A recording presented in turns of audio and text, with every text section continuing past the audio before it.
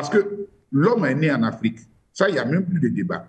Il a vécu, c'est-à-dire, il parle de l'homo sapiens. Il a fait plus de 400 000 ans en vivant seul sur ce territoire.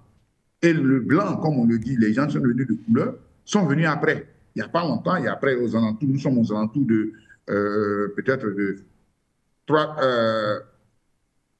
3000 ans.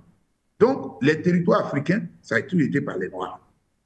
Donc, les gens sont venus nous trouver. Et même les Sémites, c'est-à-dire que ce qu'on appelle les Juifs et les Arabes, sont issus du métissage des mélanisés, c'est-à-dire des Noirs et des Blancs. Donc, eux-mêmes viennent après. Mais je pense que cette idée-là n'est pas bien comprise. Rappelez-vous, il y a quelques années encore, le président de la Tunisie était même allé très fort avec des propos d'ignorants.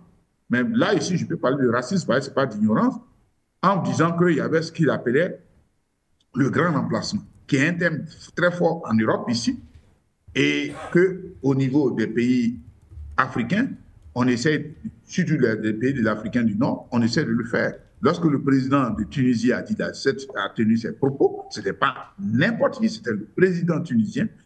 On a été choqués tous. On aurait dû voir même une bonne réaction de l'Union africaine.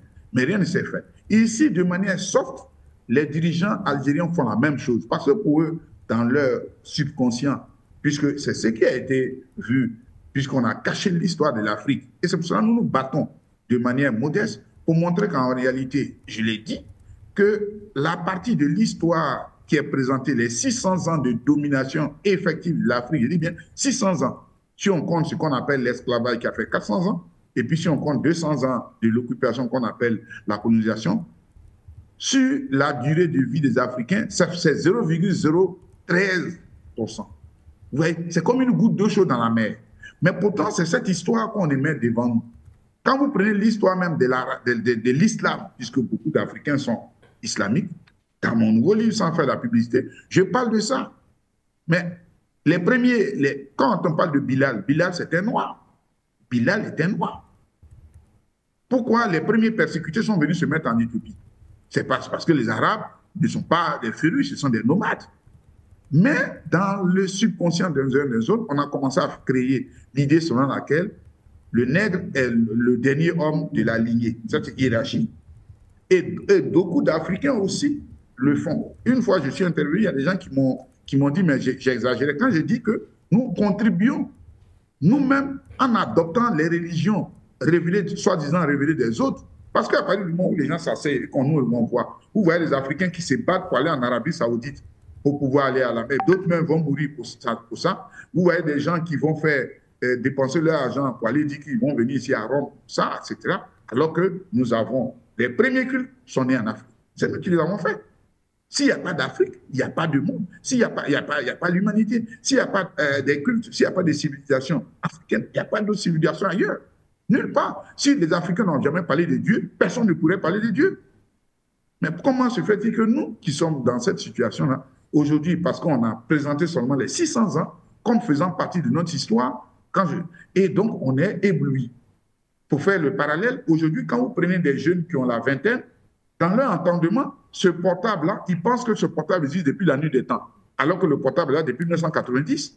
Pour les gens qui ont vécu avant, ils vont dire, mais attendez, nous, on communiquait. Mais comme nous, qui avons vécu avant cette période, on ne rappelle pas que sans le portable, on vivait bien, on a l'impression, que pour ceux qui sont venus, que les portables ont tout existé depuis la nuit des temps. C'est la même chose avec les nouveaux dirigeants qui ne sont pas partis du FLN originaux, qui ont toujours pensé qu'ils sont venus dans une situation où nous étions dominés. Ça a toujours été comme ça. Or, c'est l'Afrique qui a été à la base de tout.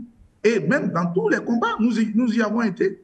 Je ne fais pas... La France a été libérée. La première fois que la France, dans mon précédent livre, je l'ai dit, la première fois que la France a eu une victoire, c'était à Koufa, en 1941, par le fait des Africains. Ce n'est pas quelqu'un d'autre. Pourtant, ceux-là, ils nous méprisent. Si ce n'était pas nous, les Africains, aujourd'hui, en France, en Belgique, tous on parlait l'allemand. Vous voyez? Donc, c'est cette histoire qui est cachée et qui fait que beaucoup d'Africains sont complexés. Quand on leur parle, ils sont complexés. Et vous avez des autres qui ont une culture de complexe de supériorité. Et c'est ça qui anime les dirigeants algériens je vais dire FLN, Parce qu'il y a le FNL original et ceux qui sont venus après, qui aujourd'hui se disent, bon, voilà, les Africains, on les présente, ce sont des derniers de la classe, ils n'ont jamais rien présenté, on montre des gens qui sont toujours en train de danser. Et puis, comme on a mis à la tête de nos États des dirigeants qui sont incompétents, je veux dire des gens qu'on a parachutés, qui, parce qu'ils portent le costume, ils se font appeler président, alors que dès qu'ils tournent le dos du colon ou bien de l'occupant, on dit, mais c'est ce petit nègre, et devant eux, on les flatte. Et ceux-là, donc on a des gens qui se comportent de bouffons. Donc tout le monde pense qu'il peut marcher sur nous. Nous sommes mis ses pieds. Voilà ce qu'il faut arrêter. Et c'est pour cela nous disons aux dirigeants algériens. Et j'insiste, je l'ai dit la fois dernière à la sœur, à l'antenne et la sœur Linda. Si les Algériens pensent qu'ils sont africains, alors ça c'est un problème qu'on règle facilement entre nous, Africains. Mais s'ils disent qu'ils sont arabes, ils savent où se trouve l'Arabie, qu'ils aillent là-bas. Ça, je là-dessus. Parce qu'on ne les voit pas solidaires comment on appelle, de la Palestine. C'est là, ceux qui se disent arabes, c'est là qu'on devait les voir, leur solidarité. On devait voir aujourd'hui tous les pays qui se disent, qui sont sur le continent africain et qui disent qu'ils sont arabes. Ils devaient envoyer quelques militaires pour aller aider les gens du Hamas, les Palestiniens à s'en sortir. Mais quand on dit non, c'est les Arabes, nous on est Africains. Et quand ils nous voient, quand dans leurs propos vous parlez, ils disent, vous avez un Algérien qui dit à un Africain, tu vas en Afrique, ou bien en Afrique, ça va bien, comme vous êtes en Afrique. Même les Marocains vous disent la même chose. Les Tunisiens, bon, les Égyptiens également. Vous voyez que c'est ça, ce complexe-là. Et pour eux, parce que si le blanc, entre griffes, qui est de l'autre côté, part, il leur revient du droit de pouvoir gouverner l'Afrique. Parce que nous, là, nous sommes au niveau de l'échelle des derniers. Voilà cette vision raciste qui anime des dirigeants, comme on appelle, du Maghreb et l'Égypte comprise, actuelle comprise.